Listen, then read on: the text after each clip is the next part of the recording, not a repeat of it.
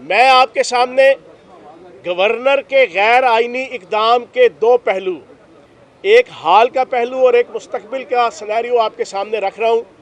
इसमें 1% भी मेरी आंख के ऊपर कोई पीटीआई की ऐनक, इमरान खान साहब की अकीदत की ऐनक, पंजाब हुकूमत के वज़ीर आला के तर्जमान की ऐनक नहीं लगी। मैं आपको एग्जैक्ट आइन, कानून और असम्बली रूल्स एंड प्रोसीजर्स की रोशनी में सारी पिक्चर आपके सामने क्लियर करूँगा।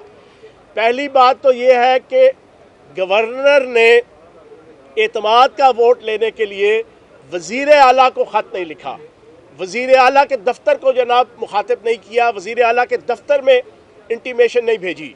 उन्होंने स्पीकर असम्बली को जो है वो ख़त लिखा और स्पीकर असम्बली को कहा कि जनाब वज़ीर आला एतमाद का वोट लें।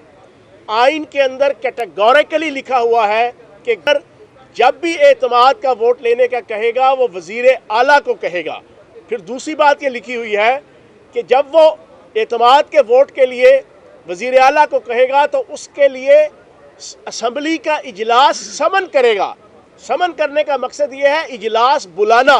इजलास बुलाने का मकसद ये है कि असम्बली का कोई प्रिवेलिंग इजलास रन नहीं हो रहा होगा, वो इजलास बुलाएगा नए सिरे से।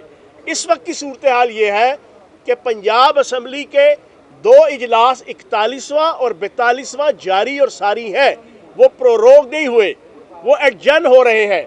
जो पहला इजलास 41वां है, ईवान इकबाल के अंदर हमजा शहबाज की गैर आइनी हुकूमत ने बुलाया था और गवर्नर ने बुलवाया था।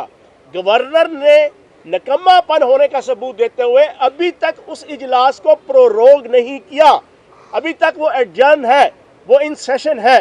वो है 41वां इजलास।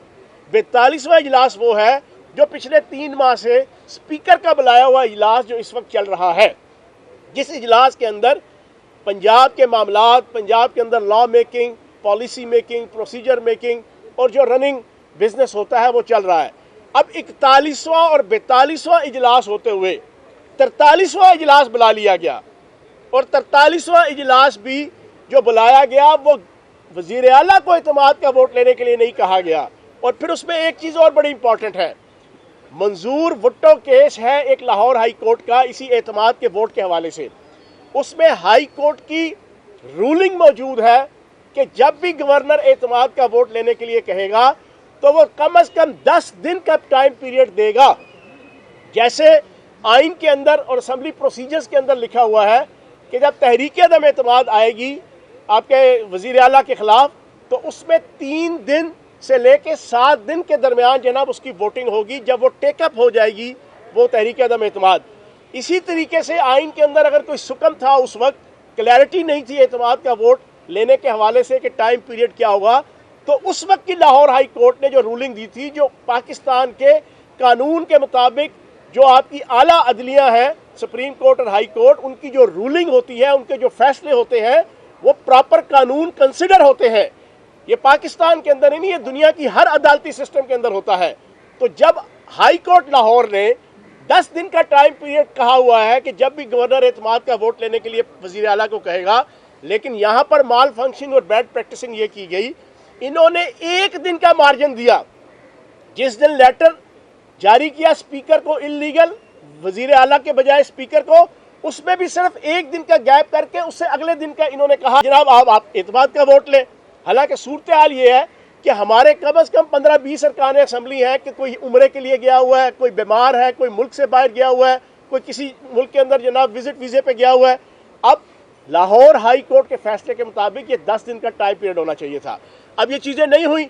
अब स्पीकर को जब खत गया है तो स्पीकर असम्बली ने rules and procedures Punjab assembly 1997 जिसके अंदर क्लियर कट लिखा हुआ है कि स्पीकर असम्बली की अथॉरिटी है कि वो एक्ट और वो मामलात और वो बिजनेस के जिसके अंदर क्लैरिटी ना हो, ना रूल्स के अंदर ना आइन के अंदर, तो उसकी जो रूलिंग है वो हरफ आखिर मानी जाएगी।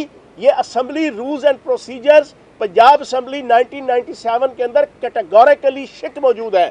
उसके तहत स्पीकर असम्बली ने रूलिंग दे दी कि जनाब गवर्नर का दिया हुआ ये खत, गवर्नर की तरफ से दिया हुआ ये हुक्म, गवर्नर की तरफ से दिया हुआ ये अमल, ये इल्लीगल है। वो रूलिंग उन्होंने दे दी।